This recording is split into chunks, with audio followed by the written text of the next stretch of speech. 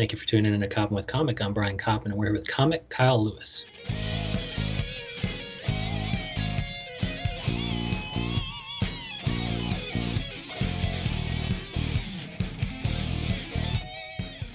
Kyle Lewis, how the hell are you?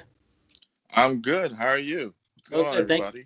Oh, man, thank you so much for coming on, and let people know where they can find you online. You're probably doing some online comedy, but you're social. I know I follow you on Twitter, and you're Keep It 5-star on Twitter, but also you have a bunch of podcasts. You have, I think your wrestling podcast might be Three Man Booth, and your gaming podcast is The Fun Factor, and then you also have Anything But Generic. What can you tell us about your podcast? Sure. I'll tell you that they're all three different things actually. Oh, yeah. Three Man Booth it's like a comedy wrestling website, Okay. and mostly Twitter and Instagram now, where we just tried to find like the fun parts of like pro wrestling because you have fandoms, whether it's Marvel or wrestling or Star Wars. There's a lot of negativity, and we didn't want to focus on that. We wanted to focus on the fun times and positive times of pro wrestling and like, memes and jokes and cool moments and things like that. And that actually transfers into the fun factor, which was also another attempt to find the fun side of gaming because another toxic community at times. Our motto is that we focus on, we don't focus on the kills and combos. It's just like we try and take it back to when you were having fun just playing video games as a kid, just having a good time, not worrying about frame rate and all the other stuff that people cared about now. So on that, we play games. My partner Drew, at Your Boy Drew, and we play video games. We actually react to anime too. Started doing that last year, and that got really popular. And choking over here.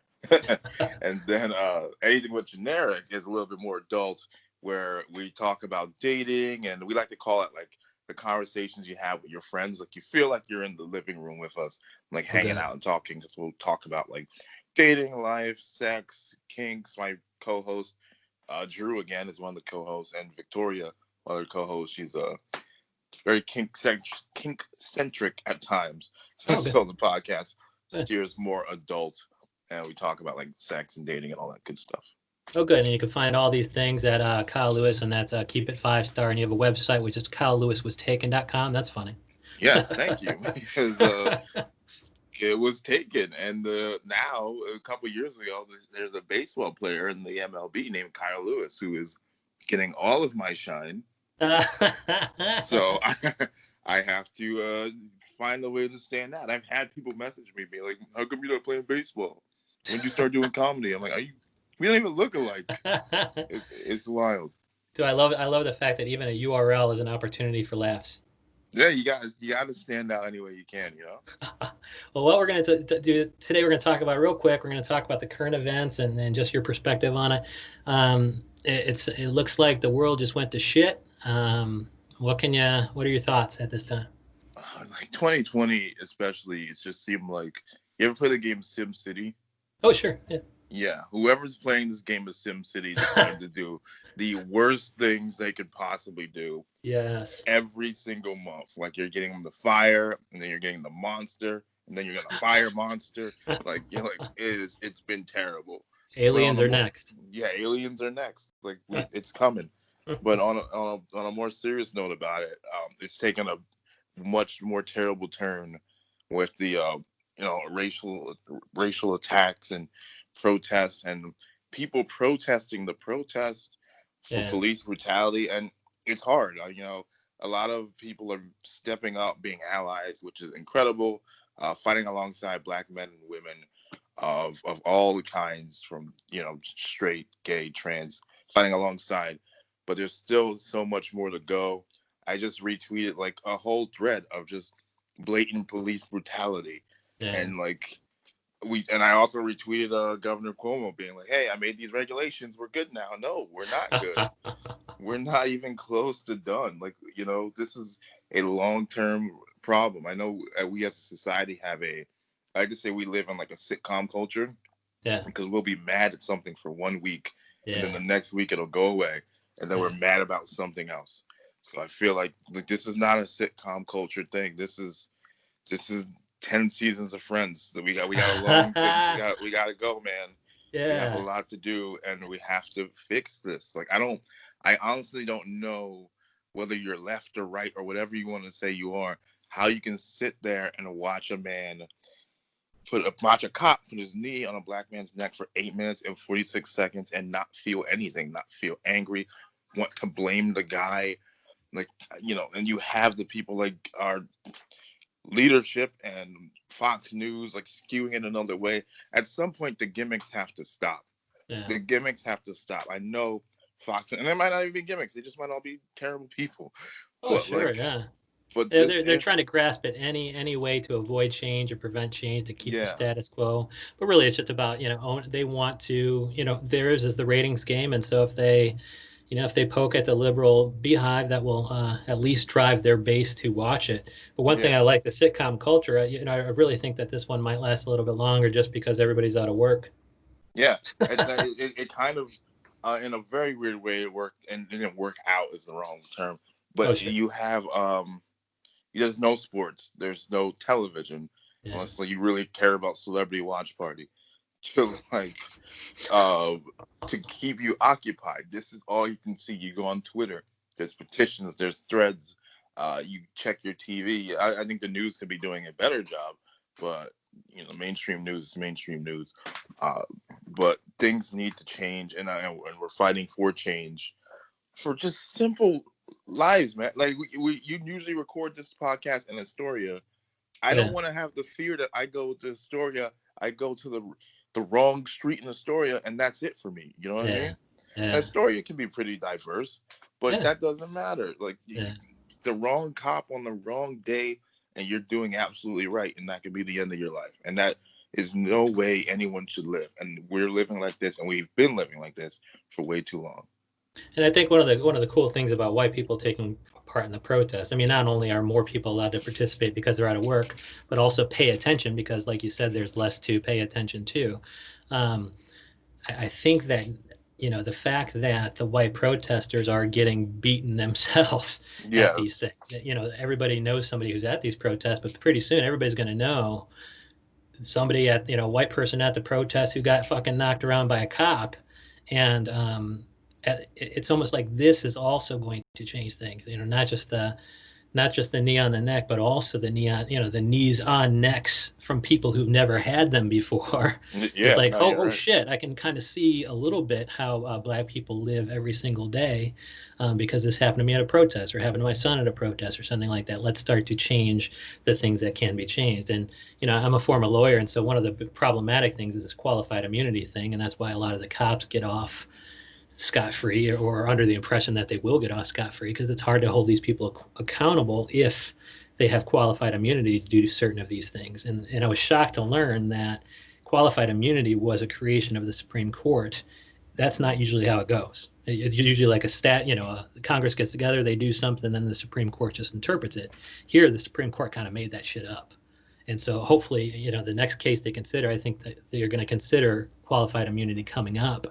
And I hope that they take a serious look at, getting rid of their prior cases on it, and letting Congress do its job to fucking, either, make up a limited qualified immunity or something else. But even right now, people are starting to, local police departments starting to ban tear gas, chokeholds, things like that. But it's just, it's just sad that it has to, it just has to come to this over and over again. It's not just it just happens all the fucking time. And how many clips, how many clips of this shit have we seen forever? Too Ever many. since ever since any of this shit happened, people have been taking, ever since there was camera phones and ever since there was social media.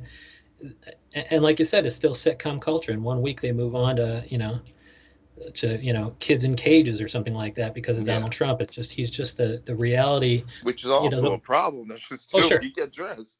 Well, that's the sitcom culture yeah, frustration, and I'm not saying that I'm fighting every problem at every time. I'm not. I'm only human.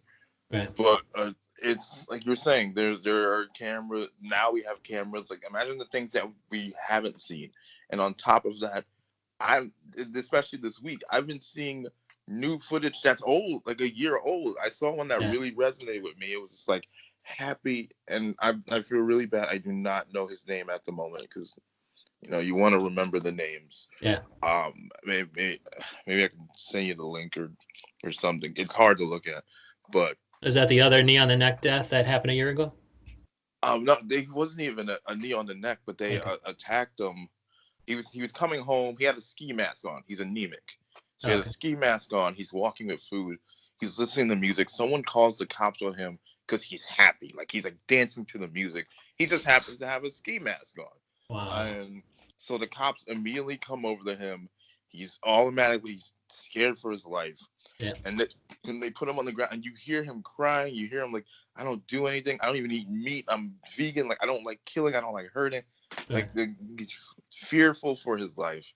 And then you have like 4 cops on this skinny, happy black guy, and then they give him a dose of ketamine to calm him down, and then he has a heart attack from the ketamine, Oh my and lord. and passes away.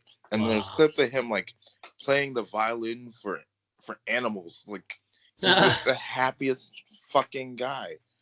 And why? Yeah. Why? And I'm Yeah. doing a bad job not remembering his name right now, and I apologize for that. But Well, it was unfortunately, people will go. People can Google it because it probably was an event that might have raised some eyebrows, but was subsequently forgotten. So hopefully yeah they can find it. But it's like some of these, they bring up a good point that not all not all phone calls to the police should be met by a cop with a gun. Certain of yes these things, even like traffic accidents, they're like cops don't even have to be there. You could get special, just somebody who specializes in car accidents, go there, take pictures, stuff like that. Or if yep just a homeless man who's not causing any trouble, but maybe being a little bit mentally unhealthy, they send a social worker. And these things, like, it doesn't have to be met by a cop with a gun, because they meet everything with fucking force because yep that's all they've been trained to do. it's a shoot first. You don't Yeah, even ask questions, and then you make up something about like, oh well, he looked like he had a gun on him. No, he didn't. And then you had Philando Castile who was a card carrying.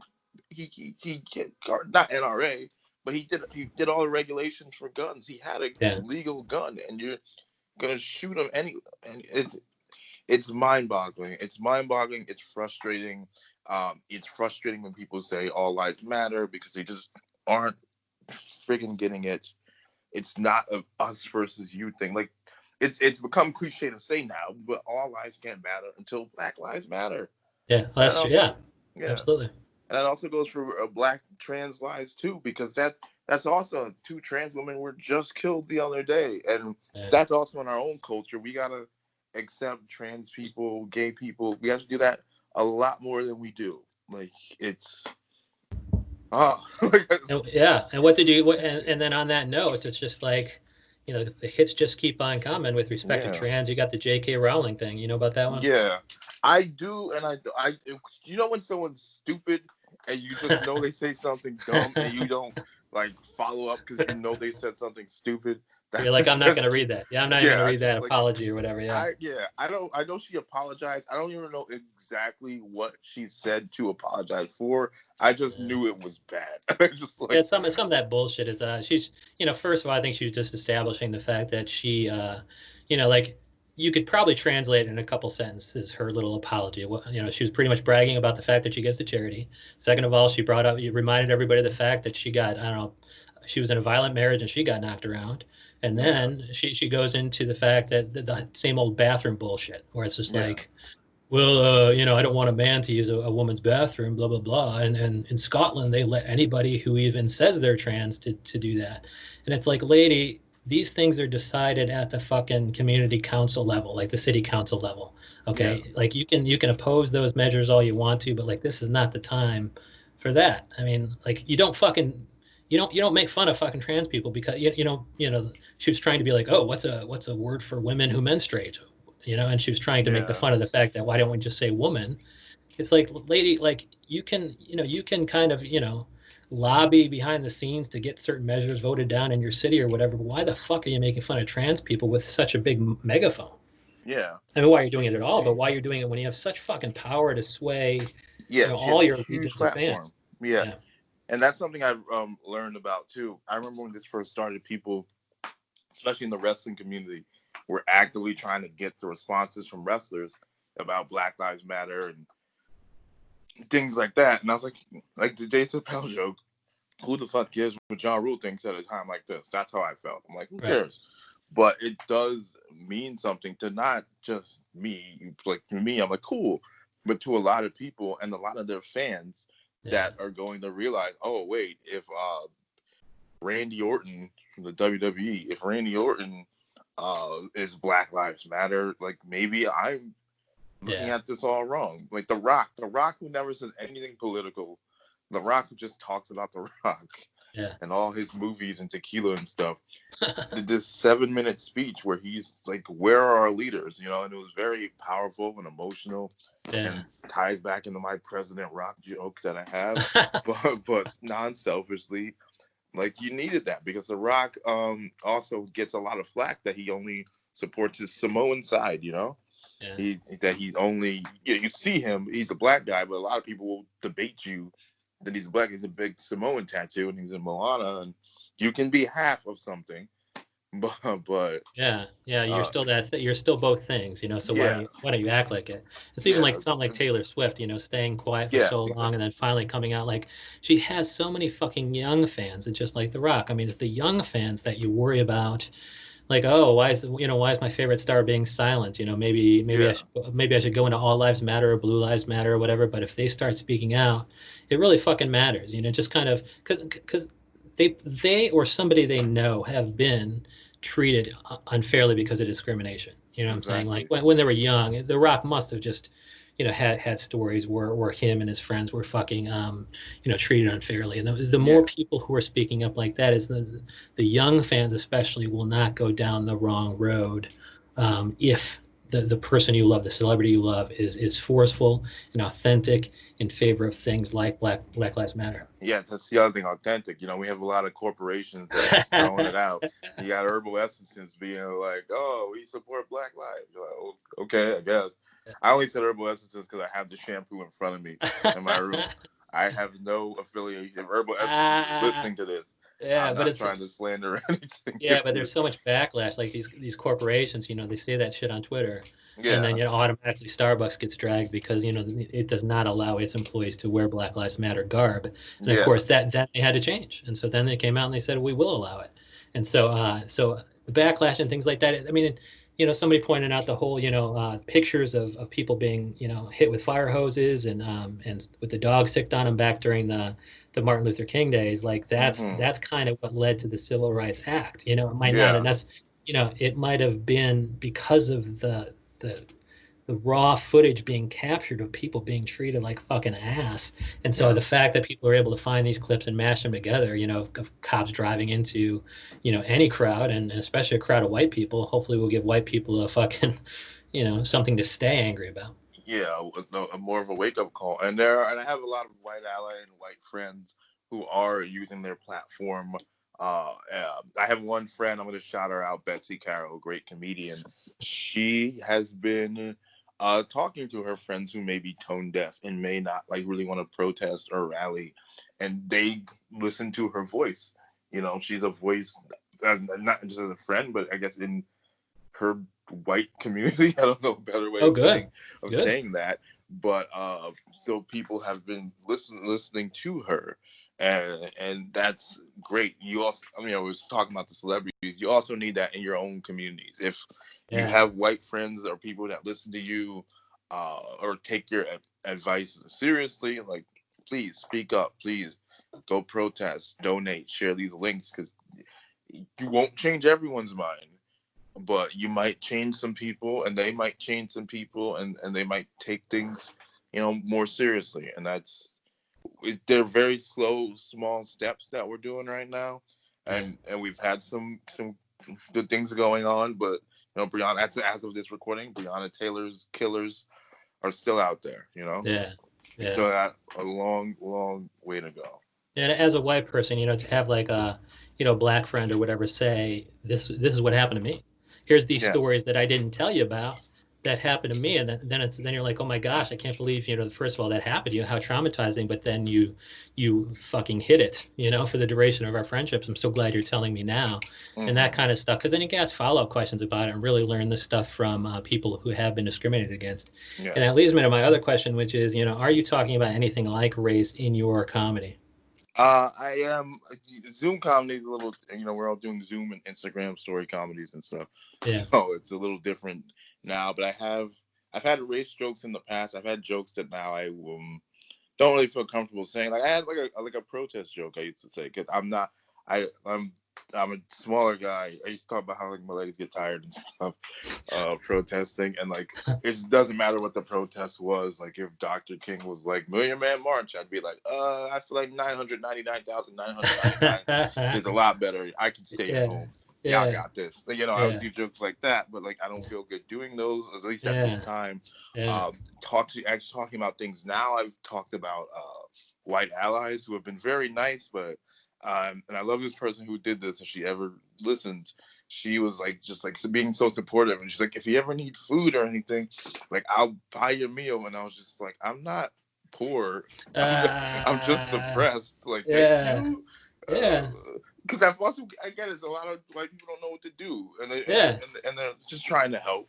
And I think it's very nice, and I love food, but it was just like, I'm okay, like thanks, Yeah, that's a joke. That's a joke right there. I love that, because I think even some of the people are putting little videos online of white people being unhelpfully helpful. They're trying to be helpful, but they're just I forgot. She's also very, very helpful. Like she's a great comedian, and I just thought that part was funny. And if someone can make you like kind of like laugh, especially when you're going through something or like very angry or something like that. So it made me laugh, even if she didn't intend to, and it was very sweet. But I also I also saw the humor in it. Yeah, authentic. Even ignorance can be authentic, Yeah, it was also very funny to me at the same time.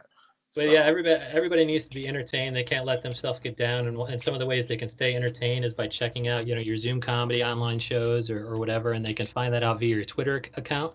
Are you posting the kind of those dates, at Keep It 5-star, which is your Twitter handle? I do. I post them on Twitter. I post them on Instagram. And I let people know. I usually find out maybe a couple of days before. Zoom comedy is not as prepared as regular stand-up. The funny thing about Zoom comedy too is now everyone's like, all right, you get like 10, 15 minutes. And I'm like, why? I'm home. I don't have anything going on. I don't get this time when I'm in the clubs. And now you're like, talk for 20. You're like, what? I have less to talk about. Yeah. We're playing Final Fantasy. What y'all know about Final Fantasy? Like what do I got? But it's a challenge, and you get to find stuff to talk about. And some I get to do with crowds, some no crowds. So I feel like I'm doing the weather or something, but I do enjoy it. And I do miss live stand-up, of course. But and so you're still churning out episodes of Anything But Generic and The Fun Factor and Three Man Booth? Right now, Anything But Generic, we've been on a longer hiatus than we want to, but we're trying to figure out what we're doing for season 2. To Zoom, whether we just jump to Zoom or something. We love the studio feel that we had, at least for our later episodes. We're just trying to capture that back, because you're doing this over the phone now. There's nothing like the actual in-studio interaction. So we're gonna figure that out. We're gonna be back soon, because we miss people and people miss us.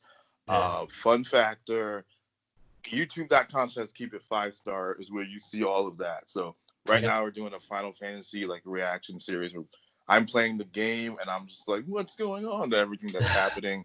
But it's also being funny. I'm also like humorous. I think our show, especially if you're a gamer, as I'm blowing smoke up my own stuff, but I don't think we have one of the funniest game react shows, because the way my partner Drew and I just talk about things and react to things, and some of the references that we make, like you're not gonna get. I can guarantee you some of those references you're not gonna get in any other stream. Nice. So I think it's worth checking out. And Three Man Booth, if wrestling's on, we're usually talking about it in some capacity. So. And I bet you that's going to return sooner, isn't it? I bet you they'll be able to kind of do that in a certain bubble environment. Oh, they are already. They have they were essential business in Florida, which was another problem. Trust me, the very few wrestling fans were like, "Yay!" I was like, "No, yeah, I could have taken a break. It's okay." Yeah, I love that. So that's happening, and then they just have their like trainees as crowd members now, and both big companies, WWE and AEW.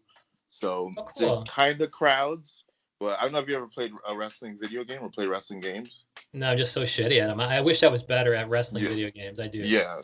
No, they have a learning curve, but you know how the fans in the audience are always kind of like never feel like real fans. There was like a weird like yay like kind of chant. That's how it feels with like the people who are like kind of forced to be there. Yeah, But and the trainers know it's all scripted, and so you don't see any of the dramatic reaction shots or oh, pure they got pure yeah. hatred. Oh, they're doing reaction shots. I don't know how genuine they are, but everyone's working very hard. So shout out to them on WWE and AEW for like at least trying. I think we could have taken a break, but that's just me. Yeah, dude. All we can ask is that comics like Kyle Lewis can keep trying, and you can keep us entertained, and maybe get us a little bit woke in the process.